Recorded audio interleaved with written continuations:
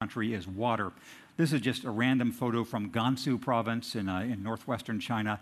This is actually a reforestation effort that's not going very far because the plants weren't watered very well. But you have people trying to terrace the hillsides, which already are barren, and there's a tremendous erosion that comes from that. So although the air alone is now estimated to kill about 750,000 people prematurely each year in China, the water shortage is serious. The water is polluted. The groundwater is being used up. While the whole country is, on average, somewhat short on water, there's a tremendous maldistribution. The north is virtually a desert, and there's a lot of people who live there. The south has floods. The various ways proposed to deal with this, the Chinese government, is to have a massive redirection of the water, but it's a real issue. Similarly, on the gray front, we all know that coal is the main fuel China has that it uses now, will be using in the future, because that's what they have. Like every country we've discussed today, they have an energy crisis, a fuel crisis. So there is that problem. From the global warming perspective, their reliance on coal is a huge issue. This is what this looks like at the retail issue. This was this typical winter day in Beijing with a bicycle vendor having little stacks of charcoal briquettes to take to people to cook with. So I could go on and on, but point number one, yes, indeed, the situation is grave. Point number two, the more surprising feature is that there are positive developments. And I'll just kind of tick these off very quickly and refer you to a long article I just published last month, Atlantic Monthly, on this front. But for example, there are changes of personnel policy within the government. Anybody who knows large corporations or the military knows that promotion policy sets policy.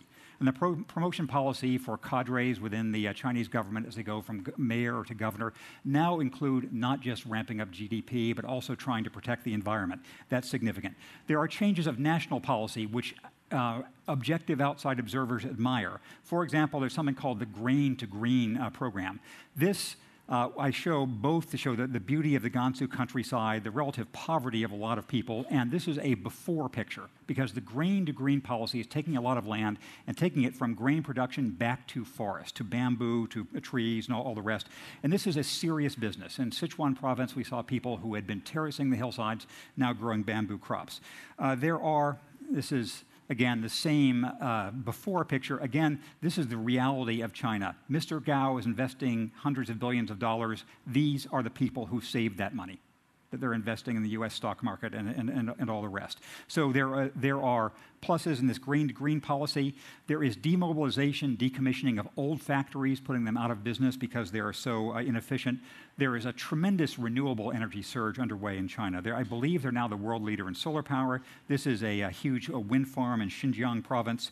This man is a kind of environmental savior of China. I discussed him in my article, Dr. Tang Xingquan. He has pioneered ways of coal cogeneration plants, which greatly reduce the need for coal.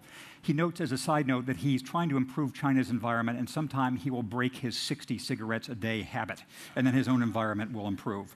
And this is one of his factories that he has made to be much more efficient. The rule of law on environmental matters is becoming much more open than is the case in a lot of other areas in China.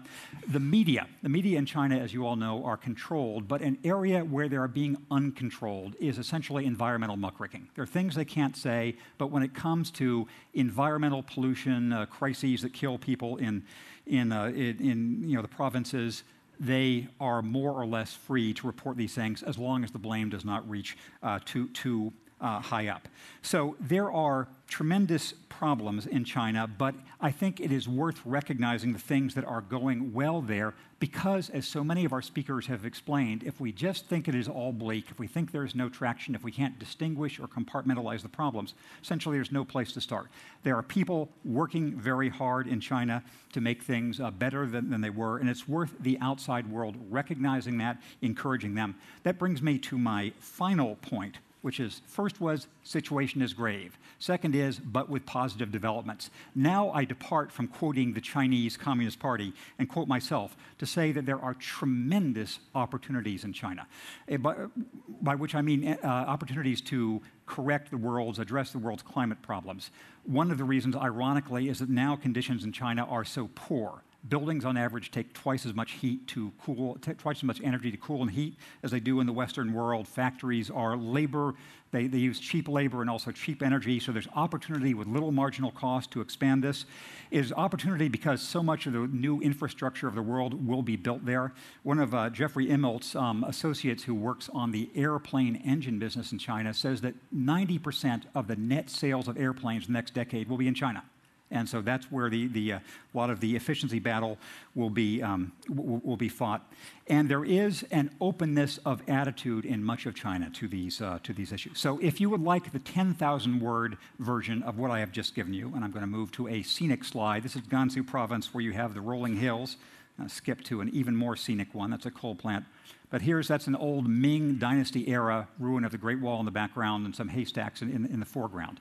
This is, you can get more of it in the Atlantic Monthly if you go online. So that is my condensed pitch on the reason for rational optimism in China. Situation is grave, it's improving, and there are tremendous opportunities diplomatically in business terms and otherwise to deal with it. Now, that's the, thank you, thanks. That is very kind. Now I revert to my normal role as moderator. I speak in a slower pace because I don't have the same time pressure, and I tell you who we're about to hear. Again, the theme here is Body 2.0 of the way the new technologies we've been discussing in all other realms are also going to affect our knowledge of the body. You've just heard Michael Pollan speak on the food environment, the food ecosystem, and what we could do about it as individuals and for policy. All of you know, and any of you who have been to past conferences know Dr. Larry Brilliant, who's the executive director of Google.org. I'm going to introduce Larry Brilliant and let him introduce in turn Michael Pollan and other members of his panel who will talk about these issues, related questions of sustainability of food, new sciences of health and medicine. Please join me in welcoming Dr. Larry Brilliant.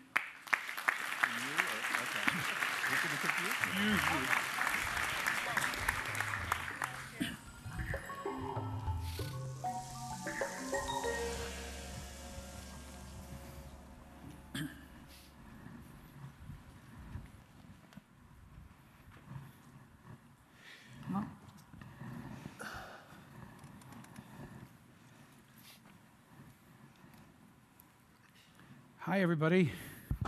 I thought that before I introduce the panel, I would just like to thank my friends from Junoon, who have been providing you with this amazing Islamic mystical music that you've been hearing all day.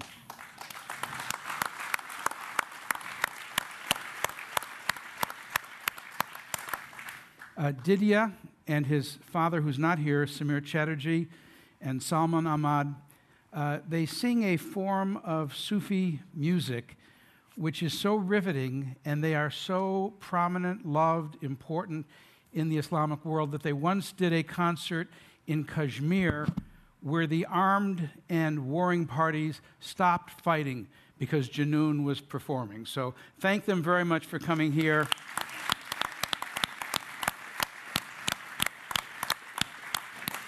And I didn't say that because we were going to have a conversation with Monsanto and slow food.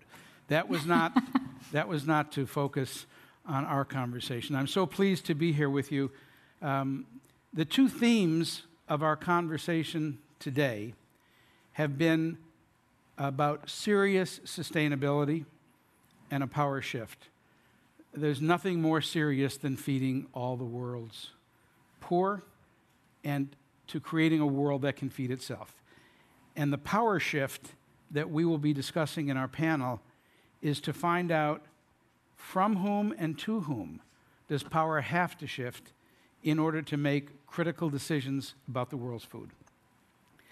So joining me on the panel today is Sonal Shah, who is at Google.org, where she leads our global development efforts. She has a wide-ranging career previously at Goldman Sachs and was one of the founders of India Corps, a Peace Corps-like organization for returning Indians to go back to India. You've heard a lot about Michael Pollan. We're a little out of order here. We just had a wonderful conversation with Michael. How many people have read The Omnivore's Dilemma, have devoured The Omnivore's Dilemma? And so I don't need to reintroduce Michael to you. I have the privilege of introducing Hugh Grant, who is the CEO of Monsanto and my friend. And we became friends when we were together in Norway, and we went to see the seed vault, which is known as the Doomsday Vault, where germ plasma seeds from all over the world, more than 180 countries, are kept at -5 degrees centigrade. And I was standing there with Hugh, and I realized I was standing next to the CEO of Monsanto, the largest producer, seller of seeds in the world, and that led really to a line of inquiry which brings us here today. So if I can, what I thought I would do is spend about 2 minutes giving you an overview. Then we'll ask each of the panelists 2 or 3